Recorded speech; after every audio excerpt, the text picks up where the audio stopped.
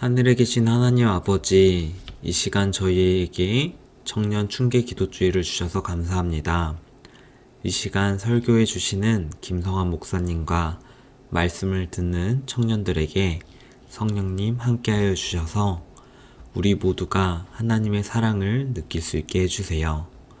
그리고 저희가 느낀 그 사랑을 주변 가족, 친구, 이웃들에게 전할 수 있게 도와주세요. 이 모든 말씀 사랑이신 예수님의 이름으로 기도드립니다. 아멘.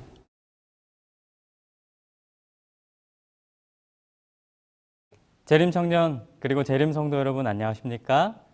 춘계 기도주일이 진행되는 이 믿음의 한 주간 성령 하나님의 역사하심이 여러분과 함께하길 소망합니다. 여기 청년들의 마음을 대변해주는 한 줄의 글이 있습니다. 이력서의 내용을 채우는데 27년, 문장으로 만들어 쓰는데 7일, 제출만 해도 1시간이 걸렸는데 당신이 뭐라고 날 몇 분 만에 판단하나요?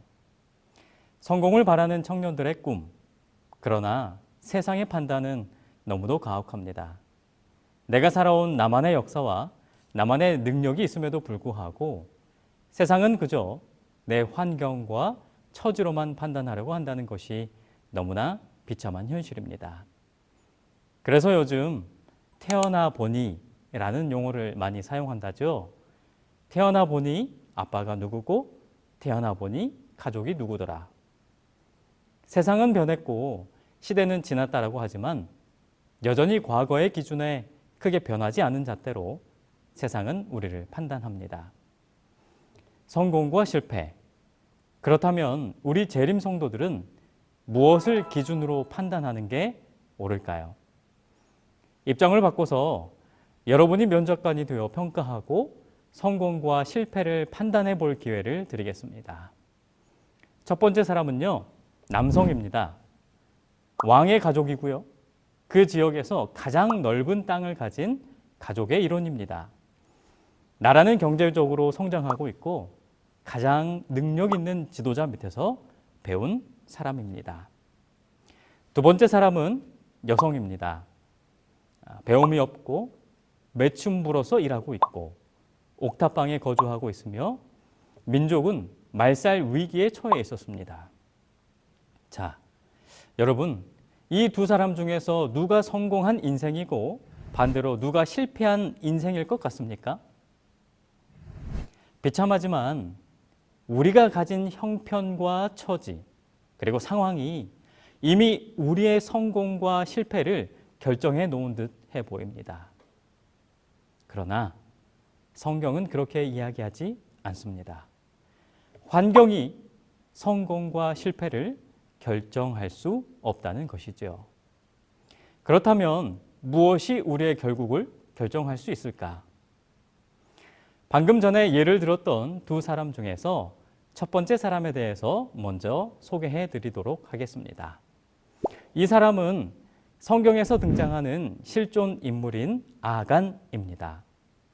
아간이라고 하는 사람은 이스라엘의 영적 장자 지파인 유다 지파에 속해 있었습니다. 이 지파는 후에 예수님의 혈통이 될 예정이었죠. 가나안 정복 후에 가장 넓은 땅을 할당받은 민족이었습니다. 그리고 12지파 중에서 인구가 가장 많은 지파였습니다. 게다가 전에도 없었고 이후에도 없을 가장 뛰어난 지도자인 여호수아와 함께 여리고성을 함락시킨 사람 중에 한 명이 바로 이 아간이었습니다. 아간은 그렇게 승승장구의 시대에 좋은 환경에서 태어나 자랐습니다. 환경과 상황만 들으면 무조건 성공했을 것 같은 사람 아간. 그런데 승승장구하던 상황 속에서도 아간의 결과는 멸망입니다. 그는 결국 멸망당합니다. 참담하죠. 두 번째 사람은 아간과 동일한 시대에 등장하는 성경 인물 라합입니다. 우리가 우스갯소리로 우리나라에서 가장 욕을 많이 먹는 직업이 있다고 하죠. 예를 들면 축구 국가대표 감독, 정치인, 기자. 성경에도 가장 욕을 많이 먹는 직업이 있었습니다. 바로 세리죠. 그런데 이러한 직업들은 힘든 직업이라고 하지 밑바닥 인생이라고 하지는 않습니다. 그때나 지금이나 우리는 몸을 파는 사람들을 바라볼 때 가장 밑바닥 인생이라고 이야기합니다. 그리고 라합은 그 밑바닥 인생을 살아가고 있었습니다. 더군다나 이 여인이 살고 있던 민족은 이스라엘 군사들에 의해서 말살될 위기에 처해 있었습니다. 그래서 이제는 희망이란 전혀 없는 듯한 삶이며 절망만이 가득 채운 옥탑방 안에서 홀로 머물고 있었을 것입니다. 그러나 그럴지라도 이 여인에게도 여전히 희망은 존재하고 있는 것일까요? 놀랍게도 이 여인은 여리고성이 멸망할 때 유일하게 구원을 받는 가족이 됩니다. 그리고 심지어는 메시아, 곧 예수 그리스도의 조상이 됩니다. 정확히 동일한 시대를 살았던 두 사람, 그러나 정반대되는 상황과 현실 속에 있었던 두 사람, 아간과 라합. 도대체 무엇이 이들의 인생을 바꾸었을까요? 청년의 봄, 그 첫 번째 강의의 핵심은 이것입니다. 환경이 성공과 실패를 결정할 수 없다. 우리의 시선이 머무는 곳에 성공과 실패가 달려 있다. 지금 여러분들의 시선은 어디에 있습니까? 방금 전에 살펴본 두 인물의 시선을 따라가 보도록 하겠습니다. 먼저 좋은 환경에서도 실패할 수밖에 없었던 아간의 시선입니다. 여호수아 7장 1절에 있는 말씀입니다. 이스라엘 자손들이 온전히 바친 물건으로 말미암아 범죄하였으니 이는 유다 지파 세라의 중손 삽디의 손자 갈미의 아들 아간이 온전히 바친 물건을 가졌음이라. 여호와께서 이스라엘 자손들에게 진노하시니라. 성경에 보면 하나님께서 백성들에게 금하신 것들이 등장합니다. 먼저는 선악과가 있죠. 하나님께서는 아담과 하와에게 선악과를 금하시면서 먹는 날에는 정령 죽으리라고 말씀하셨습니다. 곧 선악과는 모든 생명이 하나님께로부터 남을 인정하는 표로서 먹지 말아야 했던 것입니다. 그러나 그 약속을 어김으로 인해서 인간은 하나님께로 더 이상 가까이 나아갈 수 없게 되는 엄청난 죄의 고통을 초래하고 만 것입니다. 전쟁 중에 온전히 바친 물건도 이와 같은 개념입니다. 이건 역시 하나님의 주권을 인정하는 표로서 결코 손대서는 안 되는 것이었습니다. 그런데 여호수아 6장 18절에 있는 말씀을 보면 너희는 온전히 바치고 그 바친 것 중에서 어떤 것이든지 취하여 너희가 이스라엘 진영으로 바치는 것이 되게 하여 고통을 당하게 되지 아니하도록 오직 너희는 그 바친 물건에 손대지 말라. 그러니까 이 전쟁은 인간의 싸움이 아니라 하나님께서 싸워주시는 영적 싸움이라는 증표로서 주님께 드려야 했던 것이 온전히 바친 물건이었다는 것입니다.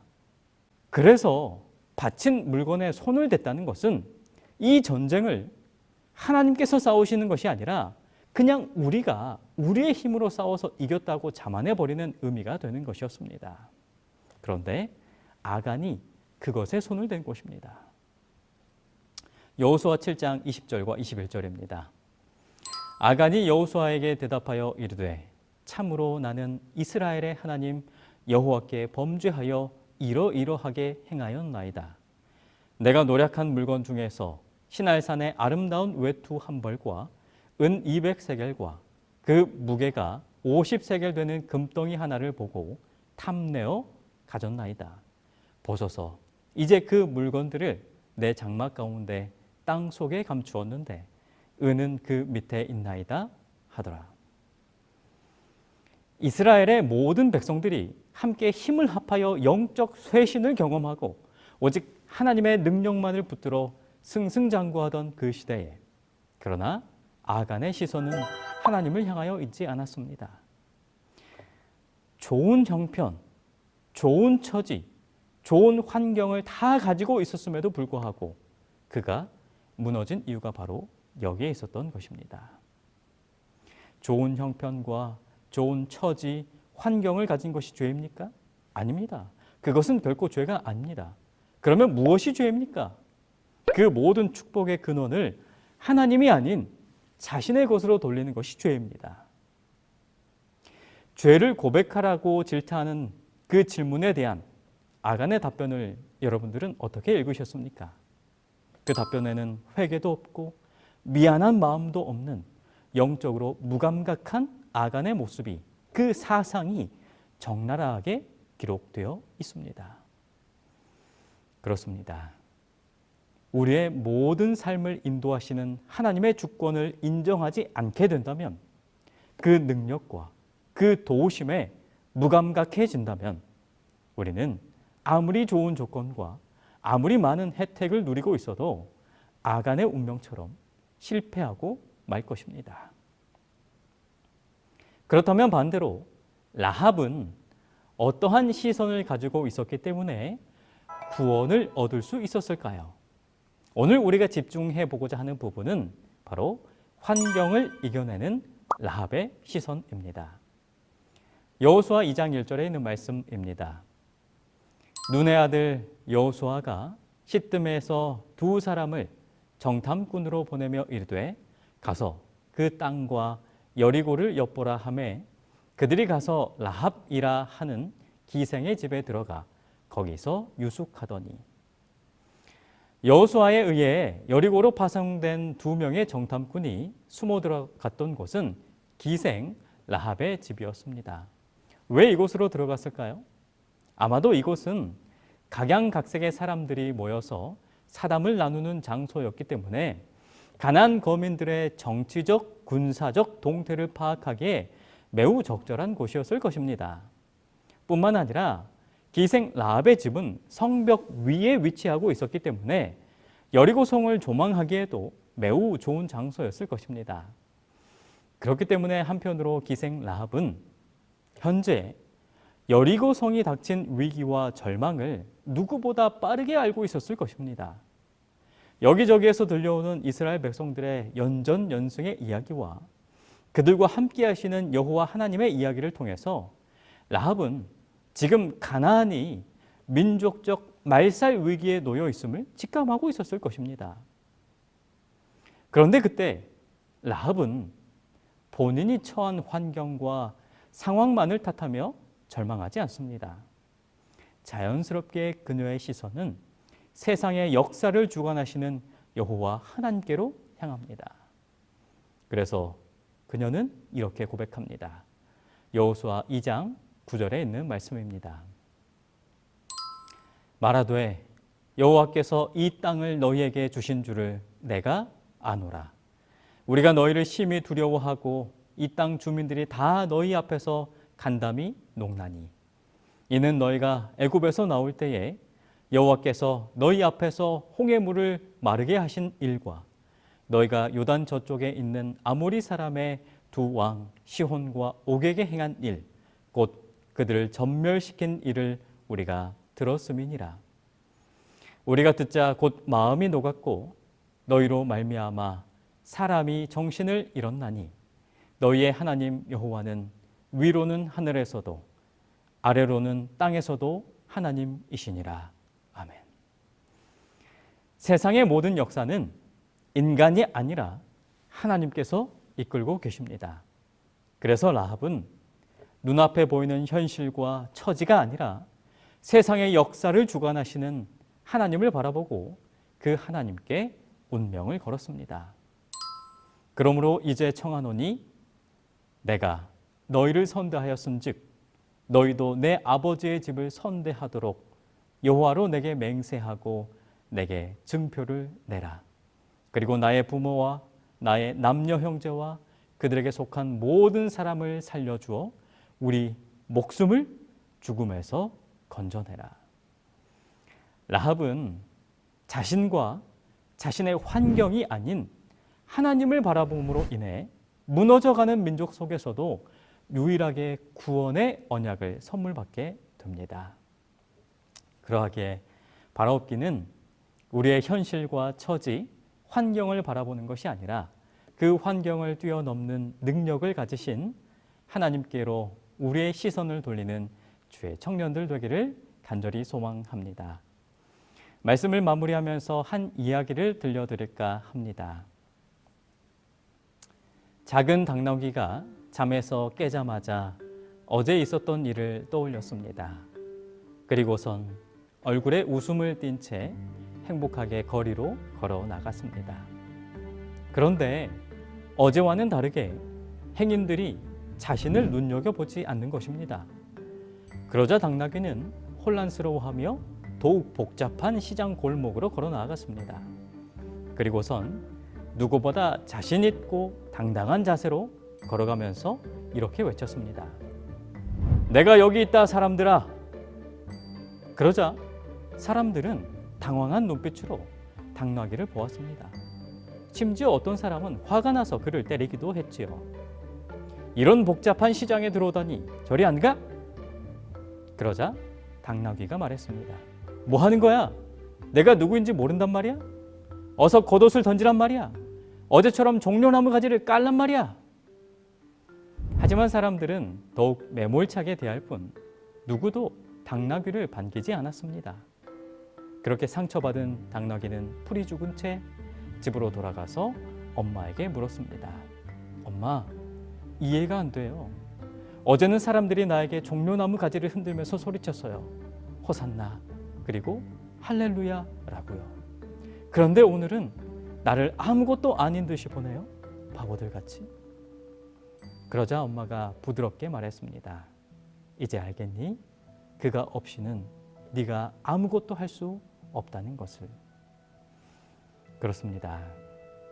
결국 예수님이 우리와 함께 하시지 않는다면, 우리가 예수님을 바라보지 않는다면 우리가 얼마나 좋은 환경과 처지에 있다고 한들 우리는 아무것도 아니며 아무것도 할 수 없습니다. 그러나 반대로 예수님께서 우리와 함께 하신다면 우리는 모든 것을 할 수 있으며 모든 기쁨을 경험할 수 있을 것입니다. 다시 질문을 드립니다. 청년의 봄, 우리의 시선은 어디에 있습니까? 우리가 보는 것에 의해 우리의 삶이 결정되어질 것이며 결국 그 바라봄이 삭막한 겨울을 깨트리고 우리의 봄을 이끌어낼 것입니다. 그러하기에 우리에게 성공과 승리 그리고 구원의 선물을 베푸실 하나님을 바라보며 살아가는 주의 재림 청년들 되기를 간절히 소망하며 말씀을 마치겠습니다.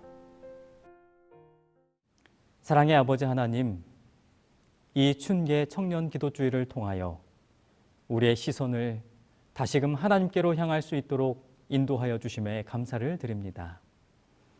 지금 우리에게 주어진 환경과 처지가 그리고 상황이 온전치 못하더라도 내 삶을 이끄시고 더 나아가 온 세상의 역사를 인도하실 하나님께 우리의 시선을 고정함으로 실패가 아닌 성공, 멸망이 아닌 구원을 얻는 생애를 살아가는 우리 재림 청년들 될 수 있도록 인도하여 주시옵기를 예수님의 이름으로 간절히 기도드립니다.